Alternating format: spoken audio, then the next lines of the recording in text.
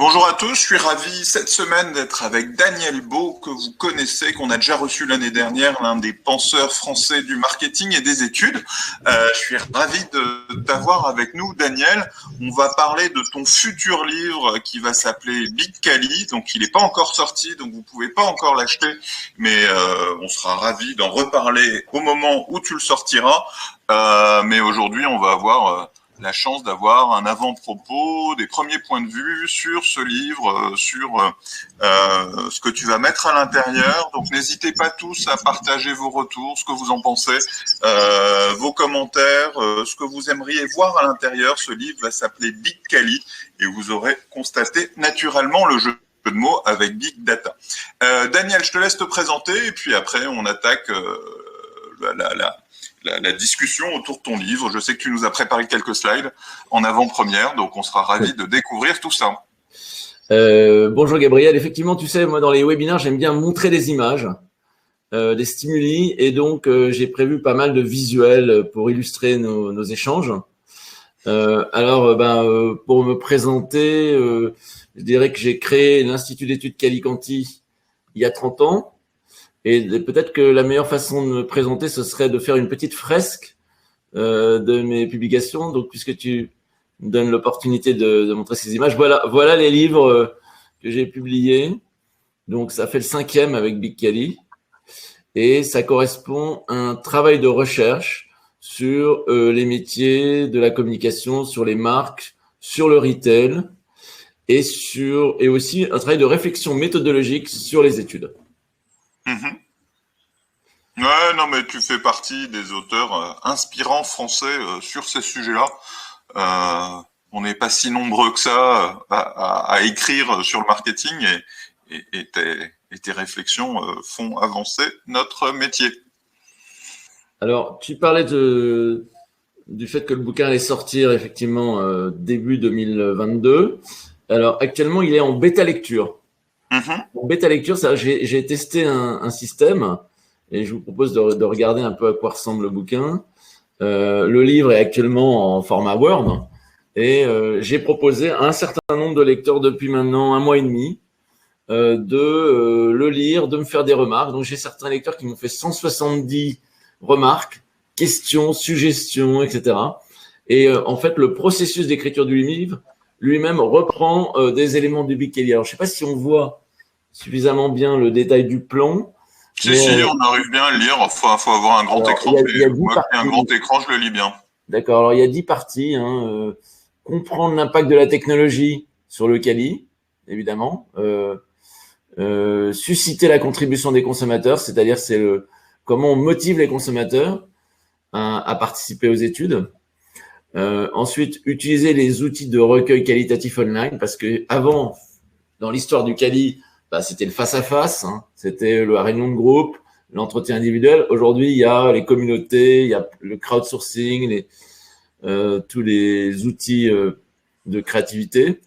Il y a réussir l'exploration documentaire, parce que aujourd'hui, on a des bases de données documentaires qui sont fantastiques, ne serait-ce que les fiches produits de tous les produits du monde. Et cette matière-là, elle est à notre disposition.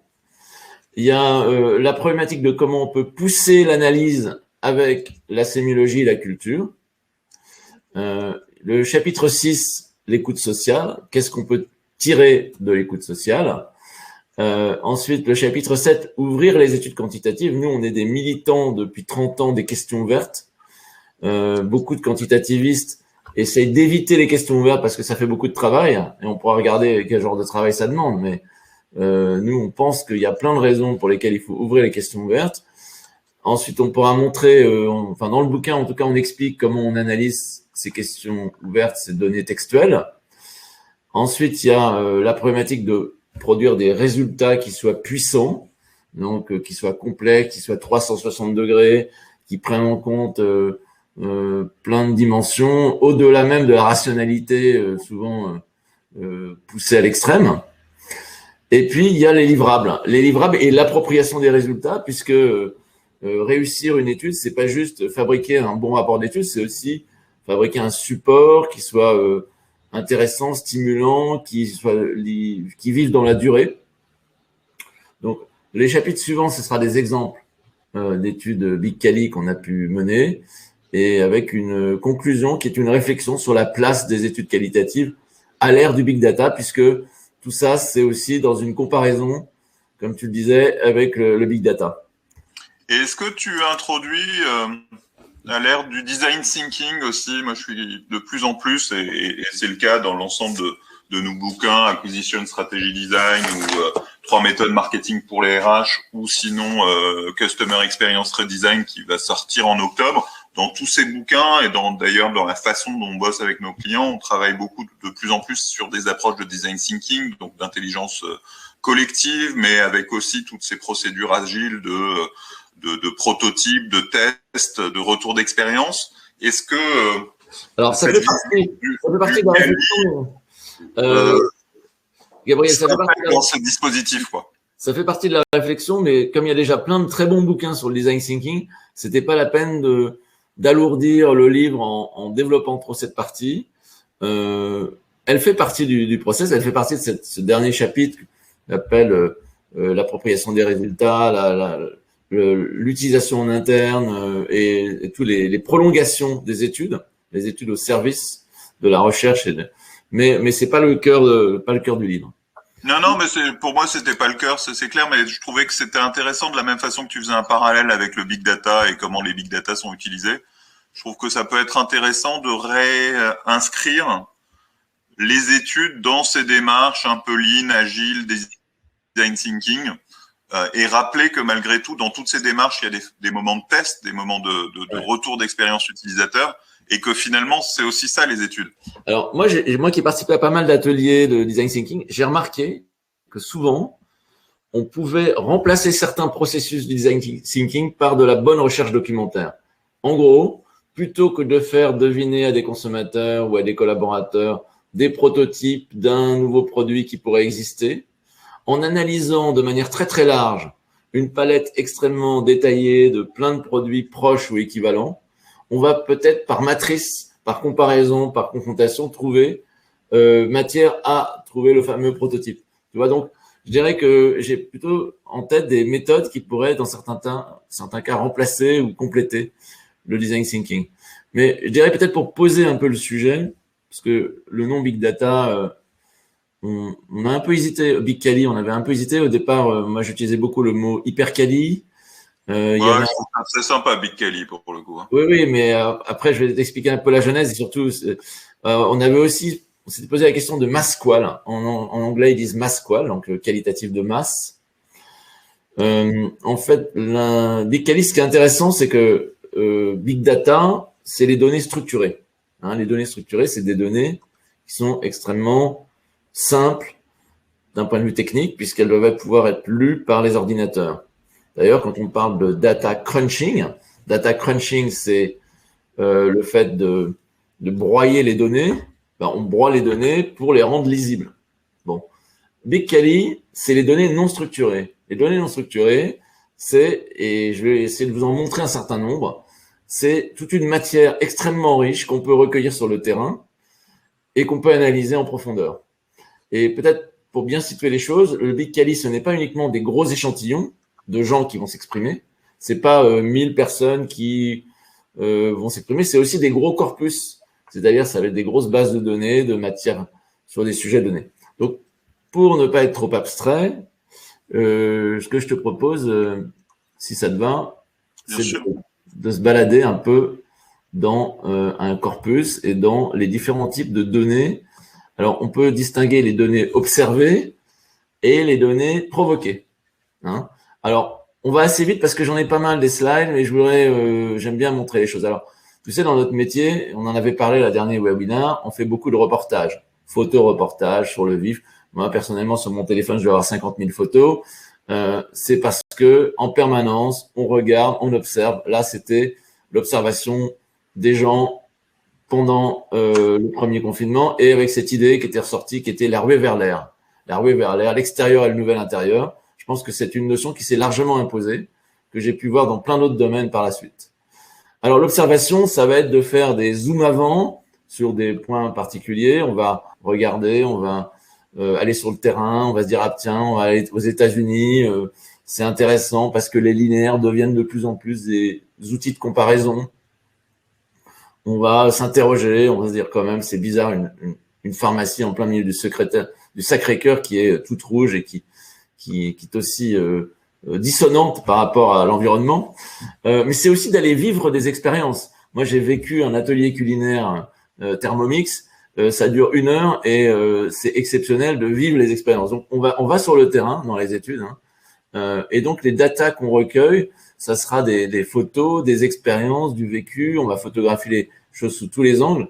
Et je voudrais commencer par donner peut-être une astuce. C'est quand on se déplace dans un lieu. Moi, par exemple, j'ai visité des dizaines et des dizaines de pop-up stores. Plutôt que de juste le photographier, moi, ma reco, c'est la déambulation vidéo. C'est-à-dire, tu te promènes avec ton appareil photo à hauteur d'homme et tu avances doucement dans le lieu pendant 1 à 2 minutes. Et à la fin, tu as une vision un peu panoramique avec un travelling qui te donne une vision beaucoup plus complète que si tu avais fait même des dizaines et des dizaines de photos. Donc, déambulation vidéo, ça, c'est du rich data. C'est du data truc. Alors, pour aller encore un peu plus loin, il se trouve que là, il y a 1 an et demi, on a fait une grosse étude sur le DOH, donc les écrans digitaux. Alors, c'est pas évident d'analyser les écrans digitaux, ils sont très divers. Et donc, qu'est-ce qu'on a fait? On les a refilmés avec nos smartphones. Donc, j'ai là, par exemple, 164 vidéos d'écran qu'on a refilmées. Mais on a créé une chaîne YouTube, une chaîne qui n'est pas accessible à tous, elle est non répertoriée, mais qui permet aujourd'hui de naviguer à l'intérieur de 164 exemples de vidéos refilmées. Donc, voilà, pour illustrer la data non structurée, une technique, en allant sur le terrain, grâce aux moyens technologiques, on peut à la fois se les approprier, les filmer et les classer. Alors, il y a un autre type de data qui sont vraiment intéressantes, c'est les data qu'on récupère via l'ordinateur. Donc là, c'est des captures d'écran, des captures vidéo, des captures photos. Alors, pour gagner du temps, je vous mets pas des captures vidéo, mais il faut savoir que tout ça, c'est des captures vidéo pour garder les traces. On a une question de Jérémy qui demande la chaîne que tu dis qui n'est pas publique, elle est destinée à qui? Elle est destinée à nourrir l'équipe qui bosse sur le sujet. D'accord, donc en interne. Et à donner aux clients qui sont souscripteurs de l'étude. D'accord. C'est-à-dire qu'aux clients, on ne leur livre pas juste un rapport PowerPoint, etc. On leur livre aussi des bases de données qui vont alimenter leur réflexion. D'accord. Et on va pouvoir, du coup, à chaque fois qu'on souhaitera, mettre un lien vers la vidéo qui illustre la problématique qu'on soulève. D'accord. Donc, dans le travail capture d'écran, capture vidéo, on regarde aussi les parcours. On fait des zooms sur des particuliers. Là, on montre les points critiques. Par exemple, c'est très intéressant de voir en Asie le sens du détail qu'ils ont. Dès qu'ils présentent un produit, ils vont le montrer en très gros plan ou alors ils vont au contraire le contextualiser. Ça rejoint ce que tu nous avais présenté l'année dernière sur le product content. En tout cas, moi, j'ai fait récemment une grosse analyse de TikTok, de l'écriture digitale, en comparant toutes les techniques de mise en scène de l'image sur ces écrans. Ça passe par des captures photos, des captures vidéo. Un sujet, par exemple, qu'on a creusé, c'est les sous-titres. Je ne sais pas si vous avez constaté, mais les sous-titres, c'est plus du tout la même chose qu'avant. Ça peut carrément même ne pas être un sous-titre, ça peut être un commentaire. Et c'est écrit avec des typos, avec des couleurs qui sont très différentes d'un contenu à l'autre. Donc, cette capacité d'observation à grande échelle, c'est ce pourquoi on milite. Et j'ai mis ces exemples-là parce que observer le futur, c'est aussi savoir regarder dans les archives, dans le passé. Et là, quand on a eu l'occasion de travailler sur Colissimo, si tu t'interroges sur la couleur orange de Colissimo, c'est intéressant de le mettre en perspective avec les 2 couleurs fondamentales qu'on trouve à la Poste, qui sont le jaune et le rouge. Ce sont des couleurs qui permettent d'être vues de loin, d'être repérées de loin, etc. Voilà. Donc, alors, il y a une autre notion un peu parallèle que j'aime bien donner pour comprendre les datas, c'est la notion de décomposition. C'est-à-dire que quand tu disposes de vidéos et tout ça, il faut pouvoir les décomposer, analyser les scrolls, redécouper les images. Alors, un des exemples qu'on avait pu parler, c'est cet exemple chinois d'une fiche produit sur une culotte. Et cette fiche produit fait l'objet de 54 photos. Ce qui est pratique. Je vous l'avais montré l'année dernière, cela. Mais ce qui est pratique, c'est d'aller avoir toutes côte à côte. Parce que quand tu as toutes côte à côte, tu comprends qu'un produit, souvent on se dit oui, mais 5 photos, ça suffit. Non, 5 photos, ça suffit pas. Il y a plein de manières de rentrer dans un produit. Donc, j'ai toujours sur les exemples chinois pas mal creusé ce produit, la support. Et on voit que ils vont très loin. Alors, dans les comparaisons, il y a un travail que j'ai fait il y a quelques temps, il y a 2 ans à peu près, c'était la comparaison entre le PC et le smartphone. C'est-à-dire, tu prends le même contenu et tu regardes comment il apparaît en PC et comment il apparaît en smartphone. Ça, c'est aussi des méthodes, disons, d'analyse de données qui permettent de comprendre. C'est aussi de comparer, par exemple, le shop d'Amazon de Lego par rapport au site de Lego pour comprendre les logiques de classification, de voir les déploiements des stores en mini-store. C'est aussi d'analyser les différentes vignettes qui composent une fiche produit sur Walmart. C'est de regarder les différentes variantes de télécommande comme on a pu faire quand on a abordé les débuts de la téléconnectée.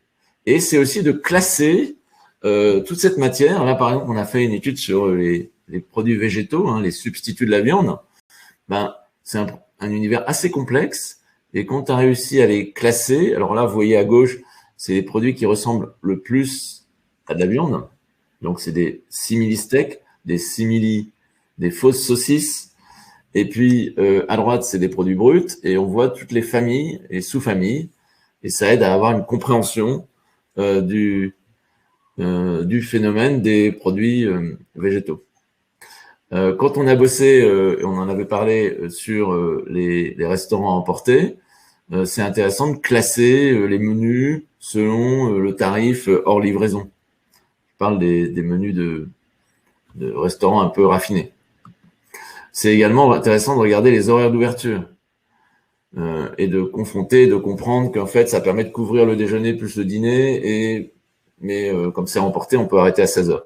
Enfin bon, voilà. Là, je voulais faire un petit point pour montrer que dans les données qu'on peut récolter, il y a un travail de décomposition qui est intéressant. Après, quand on parle de quali à grande échelle, hein, il y a toutes les données spontanées, donc réseaux sociaux. Ce qui est à noter là-dessus, c'est qu'effectivement, il y a une masse. Il faut pas non plus trop s'illusionner sur le potentiel des contenus réseaux sociaux. Certes, il y a toute la créativité des gens. Alors, ce qui est intéressant de noter avec cet exemple, c'est qu'en fait, les consommateurs, ils ont tendance un peu tous à faire la même photo. Hein. Le côté je photographie de l'intérieur de ma tente, le paysage que je vois. Il y a des centaines, voire des milliers de gens qui l'ont déjà fait. Et l'intelligence artificielle, d'ailleurs, permet de les repérer, de les regrouper, de les classer.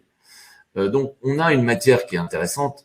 Si, par exemple, je regarde le champagne sur les réseaux sociaux, je tape le nom d'une marque, je vais voir qu'il y a différents contextes de consommation du champagne, le champagne au verre, le champagne à deux, le champagne entre filles, le champagne en hauteur. Donc, on voit des congruences. Mais bon, quand même, tout ça, c'est intéressant, mais on verra, ça a ses limites.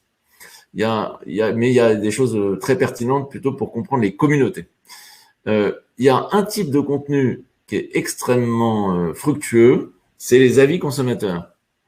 Donc, les avis consommateurs, il y a Darty, Amazon et compagnie. Ça se développe en vidéo, hein, puisque une société comme Tister, maintenant, incite de plus en plus ses consommateurs à produire des vidéos. Et quand on va en Chine, toujours ce produit support là que j'ai montré tout à l'heure, on voit pas moins de 264 434 commentaires. Donc, ça veut dire que si un concurrent de support veut savoir ce qui fonctionne dans ce produit, ben, il a à sa disposition 264 000 commentaires. Et en plus, ces commentaires, c'est pas des petits commentaires parce qu'ils sont assortis de 5 photos, pour certains d'entre eux, d'utilisation du produit. Donc, en fait, les marketeurs, ils ont à leur disposition, alors certes, ils ont à disposition sur Instagram des tas de photos très sympas, etc., mais ils ont, avec les avis consommateurs, des feedbacks d'utilisateurs à très grande échelle, illustrés par des photos, et ça, c'est extrêmement précieux. On a eu l'occasion plein de fois de les exploiter. C'est un très bon moyen de défricher un marché. Surtout qu'on peut même aller regarder les questions que les consommateurs ont posées avec les fabricants et les distributeurs qui y répondent, hein, puisqu'on a cette fonction question-réponse sur Amazon, avec en plus des consommateurs qui peuvent répondre avec des photos ou des vidéos aux questions qu'on leur pose. Donc, les données spontanées, il y a plein de choses à faire et c'est pas forcément par l'automatisation, par des logiciels hyper compliqués qu'on va en tirer le plus. Ça peut être par une bonne sélection, une bonne utilisation de la matière spontanée. Alors, là, on a parlé un peu des reportages sur le terrain, hein, Gabriel, on a parlé des... On a une question de Jérémy là qui dit comment tu t'organises pour faire tous ces reportages sur le terrain et en particulier à l'étranger. T'organises une communauté, c'est ça? Alors, justement, il y a ce que je peux faire par moi-même avec mes petites mains et mon petit smartphone, mais il y a ce que peuvent faire mes équipes, et puis il y a, et on arrive à ce sujet-là, les données provoquées, c'est-à-dire les consommateurs. Et pour introduire cette partie, qui est un chapitre entier de mon livre, je voudrais faire référence à un bouquin de Marianne Dujarier qui s'appelle « Le travail du consommateur ». Donc dans ce bouquin, cette sociologue explique que ça fait quand même un certain temps que les consommateurs sont associés au travail de l'entreprise. Alors, il y a des cas de figure évidents, c'est quand ils servent de l'essence, quand ils payent à la caisse automatique ou quand ils montent leur meuble Ikea. Mais il y a une autre façon de les faire travailler, c'est quand on les fait contribuer. Et ils sont contents de contribuer. Nous, on a sans arrêt des témoignages enthousiastes de consommateurs qui nous disent qu'ils ont adoré participer à tel ou tel forum, qu'ils ont appris plein de choses. Certes, ils touchent une incentive. Nous, on parle beaucoup dans le bouquin du niveau des incentives, du type d'incentive, etc. Mais en tout cas, la motivation, c'est pas l'incentive pour l'incentive. C'est pas un salaire qu'on leur donne, c'est plutôt une indemnité symbolique. En tout cas, ils ont une capacité, un enthousiasme. Et donc, si demain, moi j'ai 500 000 consommateurs dans mes panels, j'ai 3 panels en France et un panel à l'international. Si demain je leur dis, écoutez, ce serait sympa d'aller dans la rue filmer telle chose ou d'aller acheter un burger végétal, de le goûter, de vous photographier en train de le goûter et de m'envoyer vos commentaires, et ils le font bien volontiers. Donc c'est ça la force de frappe. Et le Big Cali, il est possible parce que aujourd'hui, on peut démultiplier ses capacités d'action sur le terrain en invitant les consommateurs à faire ce qu'avant on faisait un peu à la main, au stylo même. Ouais, il faut se rappeler que quand il n'y avait pas l'informatique, les sociétés d'études, elles tapaient les verbatims des consommateurs, des réunions de consommateurs. Après, elles les coupaient avec des ciseaux, elles les collaient sur des planches pour rapprocher les verbatims qui se ressemblaient. Donc, on voit que la technologie a permis de faire un bond phénoménal dans les méthodes de recueil et de traitement de la matière. Donc là, dans un schéma, je résume un peu toutes les méthodologies que nous, on utilise. On voit que dans le Cali, il y a les forums, les focus group, les bulletin boards, les webinars, les entretiens shopper. Il y a toute une palette et c'est peut-être un des points que je propose qu'on balaye, puisque l'objet de ce bouquin, c'est aussi de recenser les méthodes à la fois individuelles et collectives du qualitatif. Donc, il y a à gauche les méthodes individuelles, donc entretien individuel. L'entretien, il peut être en face à face. Moi, cet été, j'ai fait des entretiens en face à face dans un lieu de vacances en plein air avec des enfants. C'est génial. Le face à face, ça reste fantastique. En plus, quand on n'est pas enfermé dans une boîte avec des masques, c'est quand même mieux. Quand on est en plein air avec des enfants de façon un peu informelle, c'est le bonheur. Donc, et d'ailleurs, c'est le bonheur de beaucoup de qualitativistes qui sont un peu malheureux aujourd'hui de devoir tout faire en digital. Parce que l'empathie, c'est sans doute une des qualités avec la passion qui anime les qualitativistes. Donc, il y a l'entretien individuel qui peut être en vrai ou en digital. Mais il y a aussi ce qu'on appelle la self-ethnologie. C'est les gens qui s'autofilment ou qui filment leurs voisins, leurs enfants, leurs partenaires. Il y a le questionnaire semi-ouvert, on va y revenir. Il y a alors, avant, il y avait le blog. Dans les années 2005-2007, on demandait aux gens, tenez un blog et racontez votre quotidien à travers un blog. En fait, ça a été remplacé par des applis mobiles où les gens s'autofilment et remplissent des règles régulièrement envoyées via des notifications. Et donc, l'appareil mobile fait office d'agenda, de recueil quotidien, de carnets, un peu comme les carnets intimes, les cahiers intimes. Hein, ça joue ce rôle-là. D'ailleurs, beaucoup des logiciels s'inspirent de protocoles qui correspondent à des méthodes qui existaient déjà en papier. La boîte à idées, hein, c'était une boîte aux lettres où il fallait mettre un truc à la poste. Sauf que maintenant, la boîte à idées, c'est une boîte à idées numérique où on peut lire les idées des autres, on peut les enrichir, on peut donc les tracer qui a eu l'idée, qui l'a enrichi, on peut les faire voter par d'autres, etc. Donc ça, c'est pour l'individuel. Et puis pour le collectif, il y a les forums, il y a les visios, hein, ça y est, nous, on pratiquait ça depuis quand même pas mal d'années, les forums, les réunions en visio. Maintenant, ça s'est généralisé. Les ateliers créatifs se sont digitalisés, mais pas que, et les communautés. Alors, si je creuse, moi, que je disais en introduction, on est des militants de la question ouverte. Alors, c'est quoi une question ouverte? Une question ouverte, c'est le fait de dire, par exemple, là j'ai cet exemple, là, on a testé une caméra cachée pour la Massif, et on leur dit, avez-vous apprécié cette vidéo? Beaucoup, assez, peu, pas du tout. Et puis, qu'avez-vous apprécié? Que n'avez-vous pas apprécié? Bon, ça c'est assez simple. Et puis, on a voilà les différents personnages qui sont dans la... donnez le nom du personnage et vos réactions. Donc, on peut avoir 5, 10, 12 questions ouvertes. Nous, on a typologisé un peu tous les types de questions ouvertes. Ce qui est sûr, c'est que derrière, c'est du boulot. C'est-à-dire que en brut, une question ouverte sur qu'est-ce qui vous paraît important lorsque vous choisissez des fleurs, ça va donner sur 200 personnes 3 pages de matière qui permettent de vraiment faire le tour du sujet. Donc c'est à la fois une contrainte, la question ouverte, mais c'est une grande richesse.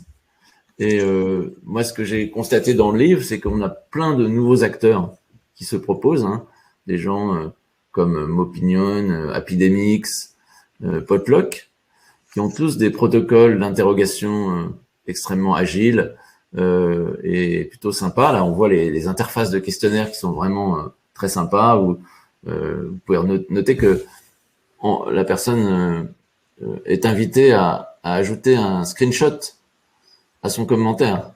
Donc, on n'a pas que de la question ouverte, on a la question ouverte associée à une image, mais quand même, ce qui est la limite de ce genre de société, c'est que elles vont faire 2, 3 questions ouvertes grand maximum. Et donc, à la fin, ça fait quand même des choses assez pauvres, surtout que c'est des gens qui n'ont pas d'incentive. Donc, certes, leur discours, c'est de dire le fait qu'il n'y ait pas d'incentive, ça fait des gens beaucoup plus libres, etc. Mais bon, des gens qui n'ont pas d'incentive vont pas passer une demi-heure à remplir consciencieusement un questionnaire juste pour les beaux yeux de Mopinion. Donc, je disais que la rémunération, elle est symbolique, elle doit rester symbolique, ça ne doit pas être un salaire, mais elle doit être suffisamment motivante pour que ça génère une implication. Donc, c'est tout le dosage qu'il faut trouver. Coopération, le travail du consommateur, c'est pas un travail rémunéré, c'est un travail indemnisé symboliquement.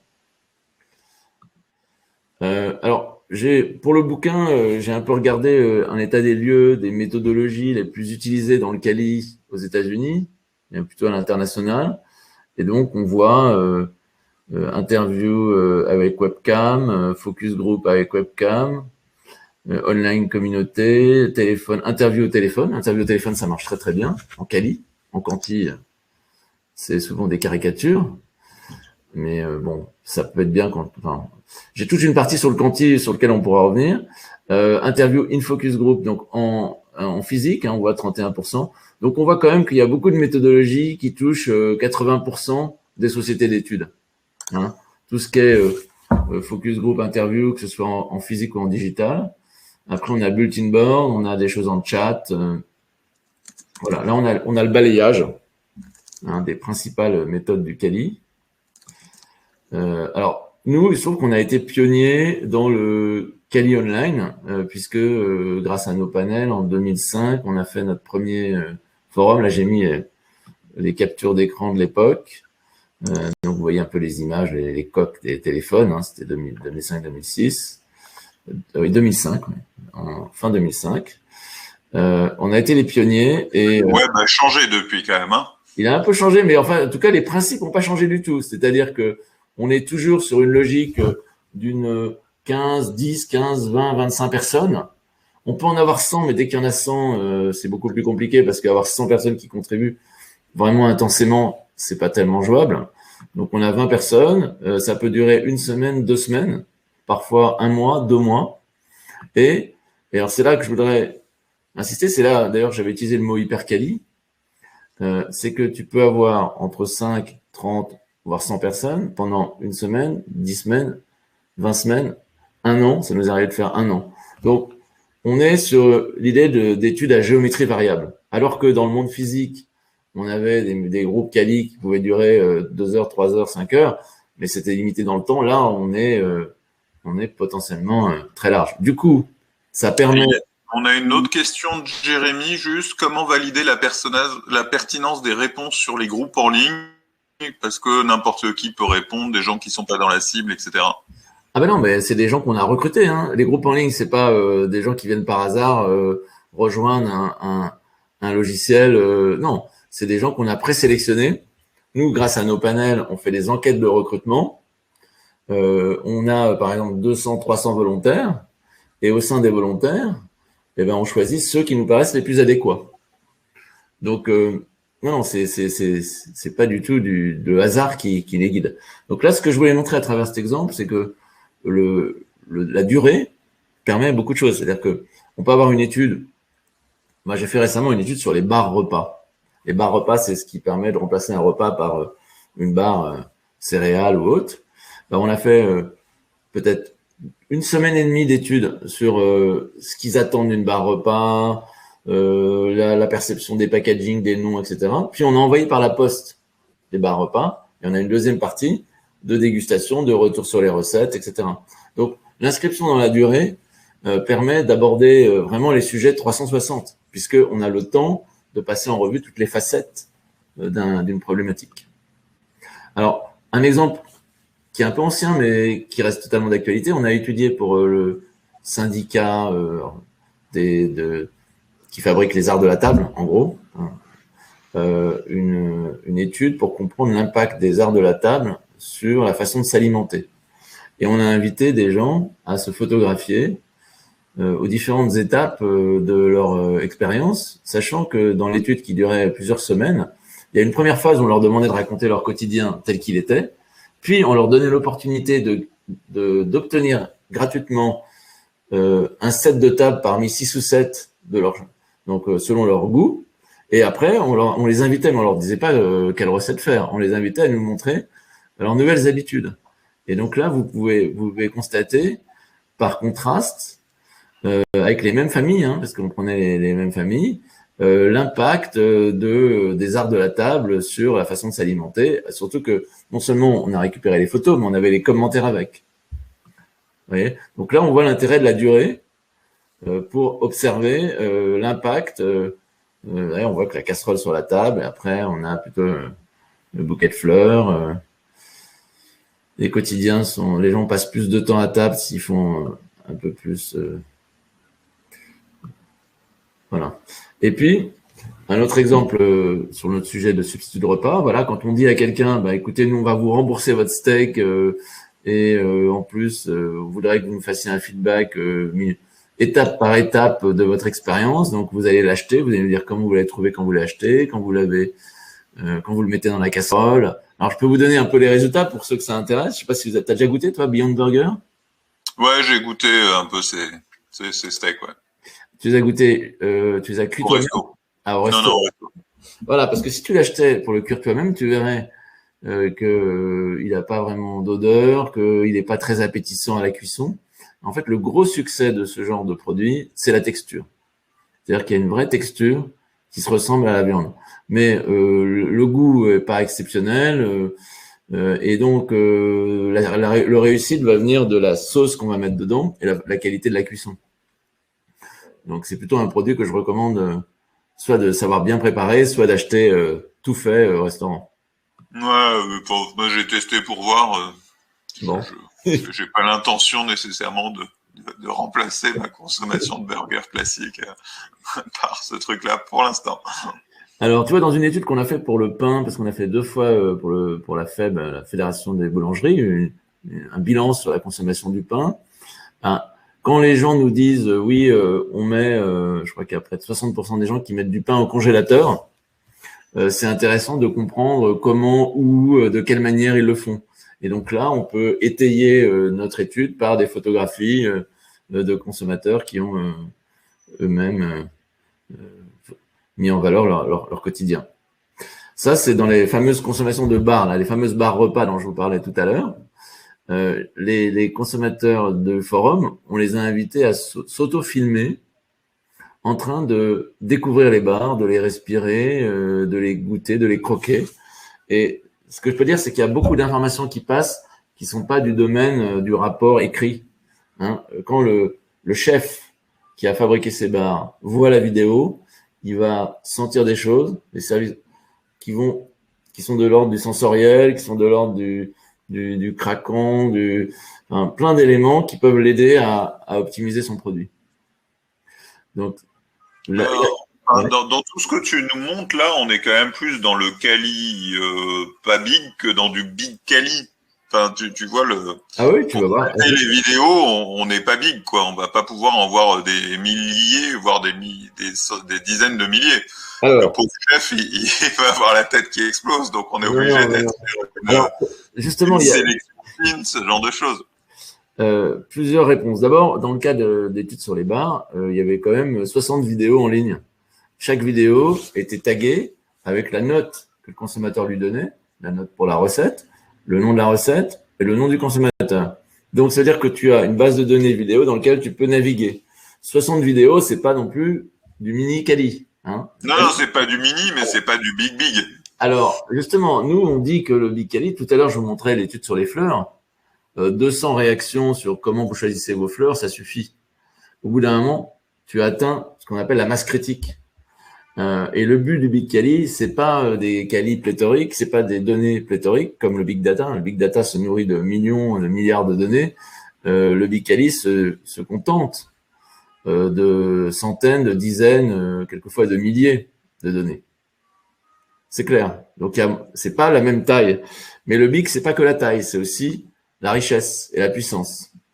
Là, quand on a le Starbucks ID, donc on voit qu'il y a 47 000 idées concernant le café et les boissons, qu'il y a 20 000 idées sur la nourriture. Donc, c'est quand même des masses de suggestions assez importantes. Alors, dans les autres outils, je propose de passer plus vite là-dessus. Il y a donc tous ces forums qui utilisent plein de logiciels, des whiteboards,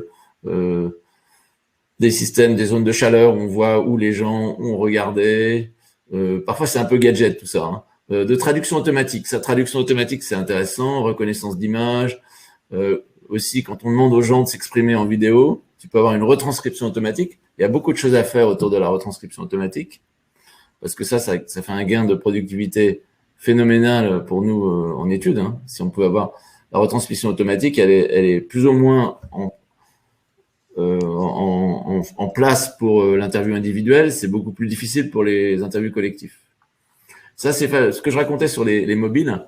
Grâce aux mobiles, grâce aux interfaces digitales, on peut donner des missions à faire aux consommateurs qu'ils vont remplir scrupuleusement. On peut leur demander de noter des vidéos et on peut avoir une compilation des réactions en voyant aux différents moments de la vidéo si ça converge vers du like ou si ça converge vers du dislike ou du confusing. Donc voilà, on a plein de petits logiciels. Alors Bilendi, ils ont lancé un super logiciel qui permet d'agréger des interrogations par WhatsApp, par Messenger, par Slack ou par d'autres moyens. Donc c'est un agrégateur de feedback, si on veut. Et puis, tu vois, ce que tu évoquais tout à l'heure, mais là, si tu veux en parler, n'hésite pas, il y a de plus en plus d'outils qui nous permettent de faire de la créativité en collaboration avec les consommateurs. Donc, voilà le type de templates, de format, de cartes à remplir, de brainstorming, d'intégration entre des jeux et de la vidéoconférence. On peut faire des jeux de rôle, faire des jeux de rôle aux gens. Ce que racontait une personne de InProcess, Kimia, c'est que ça peut être bien quand tu fais une visio, de demander aux gens de dessiner des choses et de montrer à chacun. Chacun montre le dessin aux autres en expliquant ce qu'il a voulu dire par son dessin. Donc, l'interactivité, même en digital, elle peut être très riche et on peut gagner du temps parce que moi, par exemple, j'ai animé encore une réunion en visio hier. Je demandais aux participants à la fois de participer en audio, mais aussi en chat. Donc, j'avais double canal et quand je leur montrais les choses, ils le voyaient plein écran chez eux. Donc, et aujourd'hui, c'est vrai que nous, on fait, avec la Covid, ça nous a poussé à faire aujourd'hui tous nos ateliers de co-création avec les clients en visio, en utilisant des outils comme ceux que tu viens de présenter, en particulier Miro. Et effectivement, c'est hyper efficace en utilisant nos méthodes Acquisition Strategy Design, nos méthodes RH, Customer Experience Redesign. On arrive en une journée à aligner tout le monde autour de plans d'action, à faire en sorte que ce plan d'action soit construit, soit partagé, soit complet et prenne vraiment en compte une compréhension du marché qui a été co-construite et vue ensemble dans les équipes. Donc c'est vrai qu'il y a plein de choses extrêmement puissantes qui peuvent être faites par ces outils. Et puis il y a les consultations. Là, je voyais encore ce matin la consultation de Prisma Press sur quel est le magazine de demain. Donc là, ils ont pour l'instant 1000 participants. En gros, c'est quels sont vos avis pour vos magazines de demain, et on a différentes idées sur lesquelles on peut noter, réagir et compléter. Voilà, donc là, on a vu un peu tous les types de données. Après, il y a la question de l'analyse des données. Alors, l'analyse des données, c'est tout un sujet, mais en gros, nous, on part d'une matière qui est riche. C'est pas des millions de données, c'est des dizaines, des centaines. On les classe, on les regroupe, et là, c'est là où tu vois la puissance de la culture générale. Par exemple, le nom Frischti, bien arriver à comprendre tout ce qu'il suggère, à la fois l'idée de simplicité, de petit, de fraîcheur, d'affectivité. Ça c'est, et je dirais que la France a un vrai rôle à jouer dans la valeur ajoutée qualitative. On a la chance d'avoir les Cagnes, les Normales Sup, l'agrégation de philo, l'école du Louvre. Enfin, on a plein de gens hyper cultivés qui peuvent aider à décortiquer cette matière. Et donc moi je prône dans le livre, je prône non pas une automatisation de l'analyse, une simplification par automatisation, je prône au contraire une grande richesse, un regard créatif sur l'analyse. Il faut faire appel à ses émotions. Il y a un bouquin moi qui m'a beaucoup inspiré qui s'appelle Ethnographic Imagination, qui montre que le travail d'enquête sur le terrain est un travail créatif avant tout. Et donc, alors là, quand nous on analyse les vitrines de Noël, ça c'est un tout petit boulot qu'on a fait en 2018 pour comprendre c'est quoi les vitrines de Noël. Simplement en regroupant par style les types de vitrines, on est capable de dégager les tendances clés des vitrines pour aider une société qui fabrique du matériel à destination des magasins pour les vitrines. Et puis, pour un peu terminer sur cette partie analyse, moi, il y a un truc que je trouve extrêmement puissant, c'est le screencast. Là, j'ai pris cet exemple. Betty Touzeau, que vous voyez dans la vignette, là, en bas à gauche, c'est une spécialiste de la Chine. Et en fait, un jour, je lui ai demandé, est-ce que tu peux me décortiquer la page support sur le site Tmall, donc la fiche produit du produit support. Et elle m'a fait un screencast, ça dure un quart d'heure. Elle a improvisé pendant un quart d'heure son analyse en live du screen, en disant, voilà, les Chinois, ils font ceci, l'Algérie, elle est comme ça. Et ça donne quelque chose d'extrêmement clair, concret, complet. Et donc, ça veut dire qu'une simple décryptage en live d'un expert, ça peut devenir un livrable, un rapport d'étude. Donc, c'est magique. Et moi, il se trouve que je fais ça aussi en UX éditorial, puisque j'ai la chance de connaître des journalistes qui sont extrêmement pointus. et leur demande de me décortiquer des sites internet sur le plan de la qualité éditoriale et ils me font des analyses du X éditorial en screencast. Et je livre directement les vidéos aux clients. Voilà. Donc, c'est ce sujet des livrables qui est tout à fait important, mais je ne voudrais pas que toute notre échange soit uniquement illustré, mais si tu as envie de réagir, s'il y a des points que le public… Ouais, mais moi, ce que je trouve vraiment intéressant, c'est que dans une période où finalement les études ont un petit côté vieillot, un peu ringardisé, parce que justement le big data, parce que la possibilité d'avoir plein de données digitales, la possibilité de dire je lance et puis je vois les retours et j'adapte au fur et à mesure. Ce que je trouve vraiment riche, c'est cette dimension à dire justement dépoussiérons les études, utilisons tous les outils qu'on a, les screencasts, les vidéos, les communautés pour juste faire quelque chose de dynamique qui est dans le présent et qui permet d'avancer plus vite et d'avoir des vrais retours, non pas de petits groupes, mais de groupes de plus en plus larges. Moi, c'est ça que je retiens de toute ta présentation, de dire que les études peuvent être dans la ville, peuvent être peuvent être dans le quotidien et peuvent utiliser largement le digital pour faire autre chose que des petits sondages à 2 balles sur LinkedIn, par exemple. Tout à fait, mais tu as vu que j'insiste sur la dimension culture générale, c'est-à-dire que le Big Cali, c'est aussi une certaine puissance intellectuelle qui n'est possible que par une culture. Et donc, moi j'ai la chance de bosser avec des sémiologues comme Raphaël Lelouch. Et le fait tu nous en avais déjà parlé. Oui, et en plus, ça donne matière à capitaliser la recherche. C'est-à-dire que chaque recherche peut venir compléter la suivante. Et nous, depuis 30 ans, on a capitalisé des millions d'euros de recherche qui font que on n'arrive pas sur un sujet les mains vides. On dispose d'un corpus d'analyse qu'on peut remobiliser. Donc c'est aussi ça, c'est que la maturité a vraiment une utilité. Très bien. Tu voulais rajouter des éléments sur les livrables. Je voyais les derniers slides. Là, il nous reste une petite dizaine de minutes. Je ne sais pas s'il y a des questions dans la salle aussi. Je pense que tout le monde est ravi de découvrir ce que tu présentes. Donc, si tu as encore quelques slides, moi, je pense qu'il faut qu'on les regarde ensemble. On sera ravis de les voir. Alors, oui, bien sûr, j'ai encore des images. Peut-être pour commencer, je vais dire un point, c'est que nous, chez Calicanti, on est en télétravail depuis 30 ans.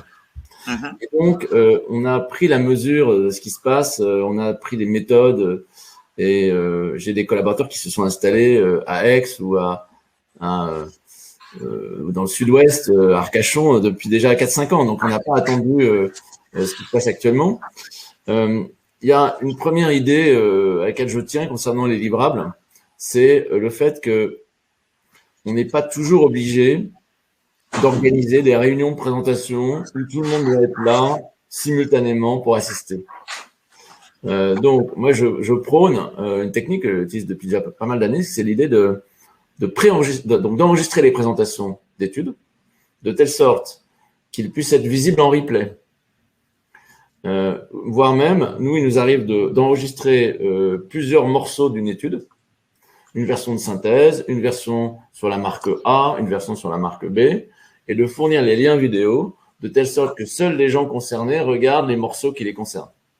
Donc, je dirais qu'il faut arrêter de faire des réunions de présentation où tout le monde écoute passivement, où finalement, à la fin, il reste plus que du temps pour 2 questions. Moi, je suis pour dire, écoutez, faites une présentation, on l'enregistre, chacun la regarde, certains vont la regarder à 1,5 parce qu'on peut accélérer les vitesses de présentation, certains vont le regarder 2 fois, et puis le jour, en faisant une vraie réunion d'échange. Donc, c'est distinguer présentation et échange. Voilà, ça, c'est une première idée. Après, on est sur le principe de la classe inversée en e-learning.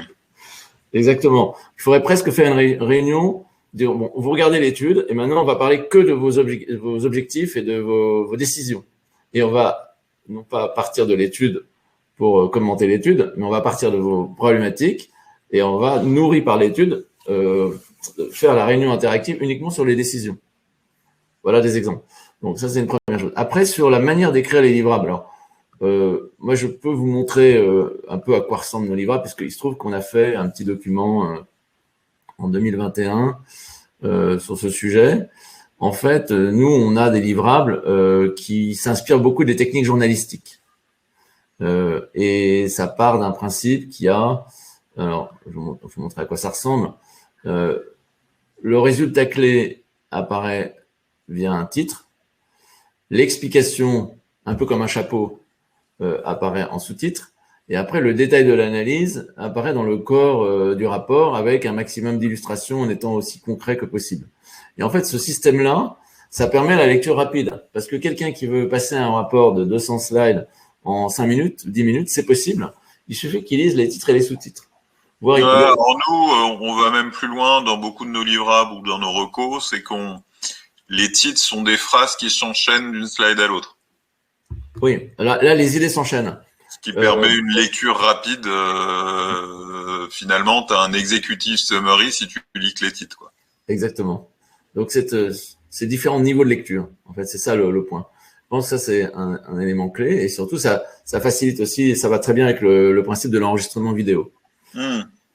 Après, il y a l'utilisation des visuels. Bon, vous avez vu que dans tout ce que je vous ai montré depuis le début, on est très attaché au visuel, hein, à rendre compte de la réalité de la manière la plus concrète possible. Donc, c'est pas des petites images symboliques, métaphoriques. C'est des images de la réalité qui sont décortiquées, qui sont classées. Et ça, c'est toujours l'esprit journalistique d'être dans le concret, d'être le plus précis possible.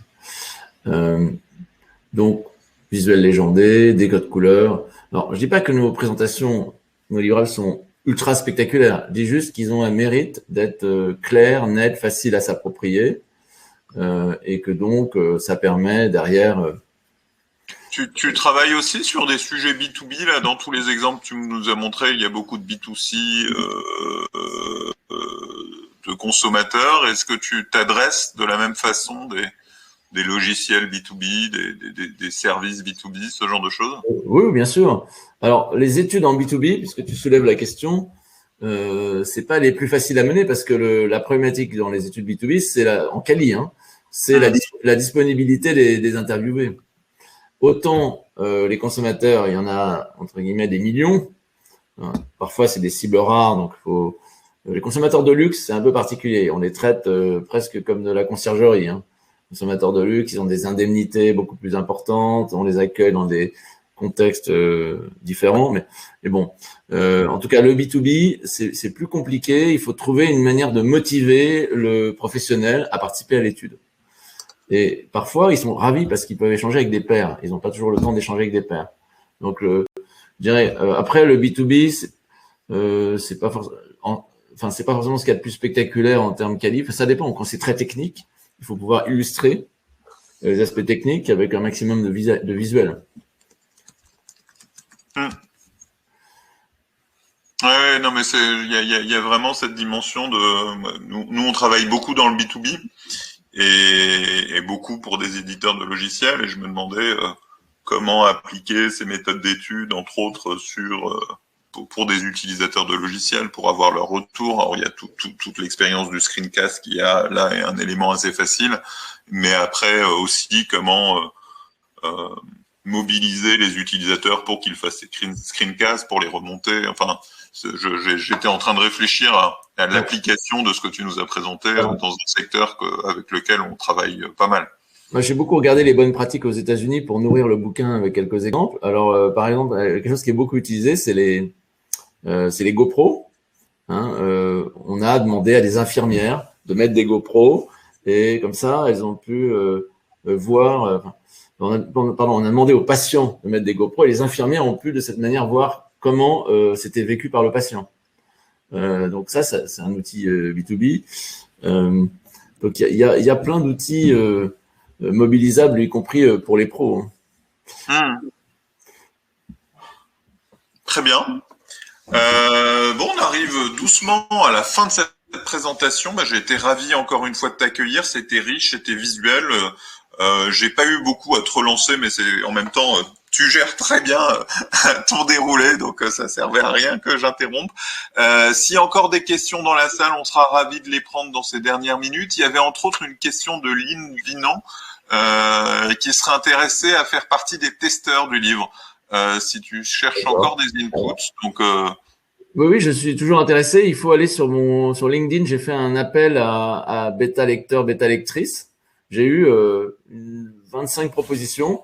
Et c'est vrai que le processus a démarré il y a déjà 2 mois. Et c'est vraiment idéal parce qu'à l'époque, le livre faisait 250 000 signes. Là, il est à 360 000. Donc, c'est-à-dire que ces interactions avec les lecteurs, il y a eu aussi des interviews en amont du livre. Mais ces interactions ont contribué à expliciter un certain nombre de points qui le méritaient.